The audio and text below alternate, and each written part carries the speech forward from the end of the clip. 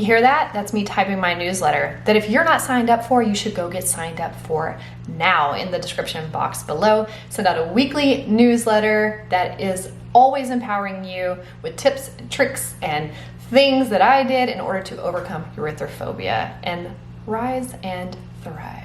But enough about that. In today's video, I'm talking to you about 5 things you can control when you blush in order to keep moving forward in your life. This is to empower you and to give you a new belief about how you can overcome erythrophobia and chronic blushing and any other social hindrance that you've got going on, so stick around. Most of you who are watching this struggle with blushing, erythrophobia, chronic blushing. Erythrophobia is the fear of blushing. In case you didn't know that that was an actual thing, it is. And although blushing is a physiological response to adrenaline in the body, and you can't quite control it, I'm going to talk to you about some of the things that you can control in order to get better management over blushing, ultimately free yourself from the fear of blushing, and live life on your terms. But before we get started, hey there, my name is April and I'm the founder of Blushing Phoenix. I struggled with erythrophobia, debilitating chronic skin flushing for about 6 years, and I talked about it openly on this channel until one day I started overcoming it. Now I'm free from erythrophobia, and I teach you how you can be free as well. Here at Blushing Phoenix, we empower passionate, creative, and ambitious people who are held back by social hindrances such as erythrophobia to confidently show up in the world by reframing their thoughts and their beliefs about who they are because they blush. We help to empower you so that you can thrive on your own terms through transformative action. If I could beat erythrophobia, you can too. It's not as difficult as we make it seem. So let's go ahead and get started, and let's jump into the 5 things that you can control even if you can't control the blushing. Number 1, your mindset matters. When you blush, you feel like you have lost control. You go into this doom cycle of lack of self-worth, judgment, what people think about you. What I've come to find out is often it's not really what other people are thinking about you, it's what you think about yourself. I recently had something happen where people were not kind to me. And I remember when I first sat with the feelings, because I think just from a human standpoint, it hurts my heart that the human condition can be so low level, where we are all capable of so many wonderful, amazing things, but depending on what we think of ourselves and our behaviors and our choices, it kind of dictates the life you're gonna have, the people you're gonna hang out with, the amount of money you're gonna make, and how you're gonna show up in the world. So I didn't quite feel victimized by this mean thing that happened to me, but I remember when I was younger, it would have made me have a whole come apart, because who I am was questioned and was ultimately bullied in a sense, and that would unravel me because I didn't have my own self-worth. I put it out there for the rest of the world to determine. So if somebody on the outside of me determined that I was rude or mean or made fun of me in one way or the other, it would level me. I would be so messed up for days. But when this particular incident happened, I was observing it almost like an out-of-body experience, and I just remember feeling like, well, I don't think that about myself. They don't know me. That has nothing to do with who I am. And so it was almost humorous and sad that that is their condition and state of mind and the way they live their life. But for me, I just went grocery shopping and carried on with my day because I know who I am, and I determine my self-worth, not anybody else outside of me or any mean thing that anybody says.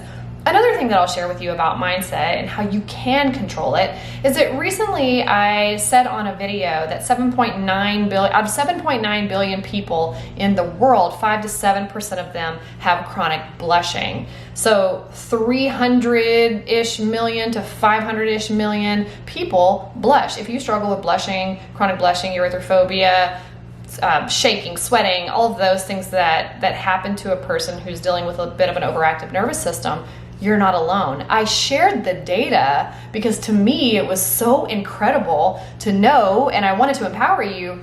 Look at the numbers. And this was the last time a study was done, which was in 2012. And when you think about everything that's happened since 2012, I would say those numbers are probably way higher than that at this point, but I shared the data as an encouragement and an empowerment moment for people to know that you are absolutely not alone. Even if you don't see it or know about it in your social circles, it's a lot of people who have a debilitating chronic blushing issue. I got a comment on that video where somebody referenced, so out of 500 million, or out of 7.9 billion, 500 million of us are so unlucky to have this condition. How unfair. And it kind of set me back for a minute because I thought, that's what you heard when I shared that? That was a choice to hear that. That is something that you can control. You can control which lens you want to look through. It doesn't mean you're denying reality. It doesn't mean that you're being overly optimistic and that you're sticking your head in the sand. I would way rather choose to look through the lens of hope and empowerment and encouragement and belief that I could do something about this or that I'm more than this thing than to be victimized through the lens of how unfair and unlucky and this is happening to me and why is this happening to me and why am I so victimized of this and my whole life is ruined and I can't get up and leave my house. Those are choices. Which lens do you want to look through? Because I'm going to choose this one over here, which is hope and belief and empowerment. And that's why we have this channel here. And if you're tuning in and you're still listening right now, be sure to subscribe, by the way, if you've been listening in, because 87% of you are not subscribed, but you are looking through the lens of Blushing Phoenix. So do me a favor and support the channel by subscribing. But by shifting your mindset, you get to take back control of the narrative that is playing out in your life, regardless of whether you're blushing. If you're trying to control the blushing, you're focusing on the wrong thing.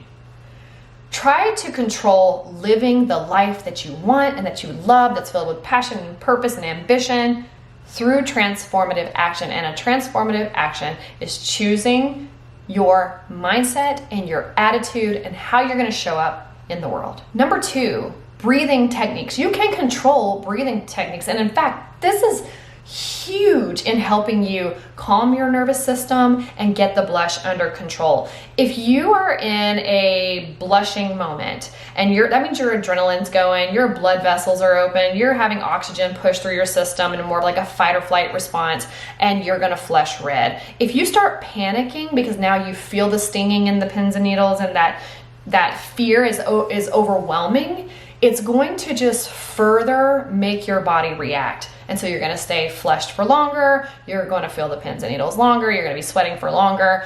If you can feel that and start to control your breathing, you're sending your body a different message. So it's going through fight or flight, but now you're trying to control your breathing, and you're going to start controlling your breathing and your thoughts around how you're feeling about yourself, and you will start to calm your nervous system down. So yes, you may blush, but what you're controlling is your parasympathetic nervous system. Wow, I don't know why I said it that way. Parasympathetic nervous system. Your parasympathetic nervous system, you're controlling it, which is your rest and digest. Your fight or flight is going, but you're trying to move your rest and digest. I'm safe here, I belong here, whatever mantras you can control and say to yourself, not, oh my gosh, this is happening, this is horrible, this is what they're gonna think. When you start doing all of that, you're just gonna further continue and reinforce the blushing. Get your breathing under control. I talk a lot about breathing techniques here on the channel. You can Google this, you can YouTube this 1,000,000 times over, and you can get courses on Udemy. You can learn how to breathe properly to get your parasympathetic nervous system. I feel like that's like a sped up parasympathetic nervous. I don't know why I can't say that today. Your parasympathetic nervous system under control. Get it to, not necessarily under control, you're gonna get to kick in, and you're gonna start teaching your body, because you're resting and you're digesting and you're breathing in a very safe manner. This is how we would breathe if we were safe, that it will stop the fight or flight reaction that you're having. Even if it lingers for a minute, you're gonna get it more under control. Number 3, here's what you can control. Self-compassion. Stop being so hard on yourself. Why do you think you need to look and be a certain way? Why is it reflected that it's so weird and weak and judgmental if you turn red? I've been around people before who turn red or flush red, and nobody cares. I've never been in a room where people say to me, oh my gosh, but you turn red. We can't give you that promotion. Oh, I'm sorry, you turn red. We can't let you be the author of this book. We can't put you on the news. We can't do any of these things for you because you turn red. Nobody does that. I have been in rooms where people do the oh my gosh, like especially if there's like a funny thing happening or somebody gets embarrassed, and whether you're a child or an adult, I have been in rooms where people go, oh my gosh, look at how red his face just got. And I'm mortified when I hear that, because I know from myself and from you guys what that can do to a person. But it doesn't change who you are. It doesn't change the gifts that you have to give to this world. So finding that self-compassion for yourself, if you show up in a room and you turn red and you flush red and you even just feel about it and you don't feel confident and happy about it, which, you know, I get that. Just having self-compassion that, you know, this deflated me today, but I love myself and I've got so much to offer this world, and I'm going to continue to show up even if this is happening, because it's not going to stop me. You don't understand the amount of power you are equipping yourself with when you have self-compassion for yourself. And in turn, it allows you to have self-compassion for others. It is like the gift that keeps on giving, because if you don't love yourself and have self-compassion for you, you cannot give what you do not have. Get your self-compassion on. You can control that. Number 4, you can control preparation and practice visualization. These are things you have to do alone. When I first started overcoming erythrophobia and was like really serious about it in 2023, I have videos about this where I talk about this. I got in my closet, because that's like my place to be alone. And I started visualizing, how am I going to show up at this women's event? How am I going to show up at my next office meeting? How am I going to show up on these videos? How am I going to show up if I get in a situation and there's an altercation, or I need to be firm with a teacher or my doctor or a cashier because somebody's not servicing me properly as a customer? How do I want to show up in those situations? Because when you don't know how to show up, you are left in a moment of emotion and feeling. When you have practiced alone visualization, you are aware of how does this person who is filled with confidence and self-compassion and self-worth and all of these creative gifts to give to the world, how does this person show up in the world? And then you sit in silence by yourself, you close your eyes and you imagine the scenario. Let's say you're going to a dinner this weekend and you're going to go on a date. And of course, dates make us feel incredibly vulnerable, and you know you're going to blush. Most likely you're going to blush. And so you're excited about the date, but you're dreading going because you already know you're going to turn red. First of all, you have to ask yourself, what am I believing about turning red that's already making me fear it right now and making me dread this wonderful opportunity to meet somebody and spend time with somebody that I really like? So check in on that. But with preparation and practice, you can visualize, get some time alone, and imagine what it's going to be like at that dinner. What's it going to be like when they say something funny and your heart rate starts to go up? If you're drinking alcohol, and for a lot of you guys, you're going to drink alcohol and you're going to flush a little bit or turn red. What is going to happen when that happens? What are you going to do when that happens? What is the person sitting across from you going to say or do when that happens? And hopefully you're going on a date with a kind human and they're not going to be a jerk. So get in control of practice and preparation and visualization on how you're going to show up. Even if you do blush, what are you going to do then? Because for a lot of you, you run away and you run to the bathroom and you try to cool yourself down. What are you going to do if you blush that doesn't involve running away or hiding? And number 5, you can control your authenticity. When you live a double life, 2 different people hiding and running around and ducking and removing yourself and your gifts from the world because you're afraid you're going to turn red, you're living a double life. That is going to tax your nervous system, and it's going to make you not trust yourself because you don't know who you are when you show up. You know who you are. And if you blush, maybe that's part of you right now. That's okay. You have to learn to embrace that and show up with authenticity.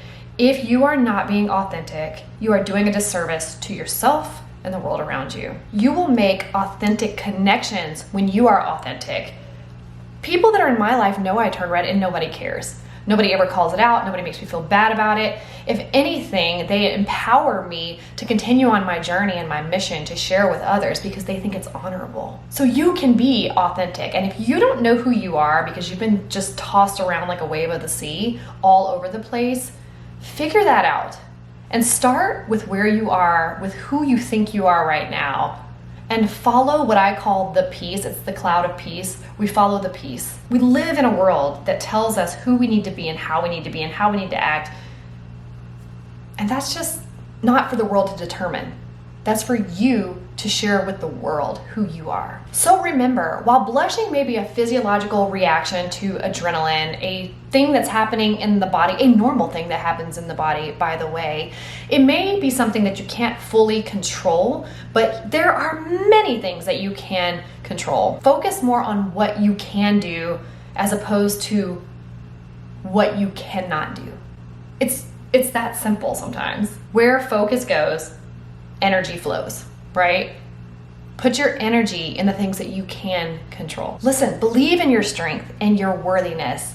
Give yourself some self-compassion and bring your authenticity to the world. Leave a comment below. Tell me your takeaways, any light bulb moments that you've had. I love hearing from you guys, and be sure to support the channel by subscribing if you haven't.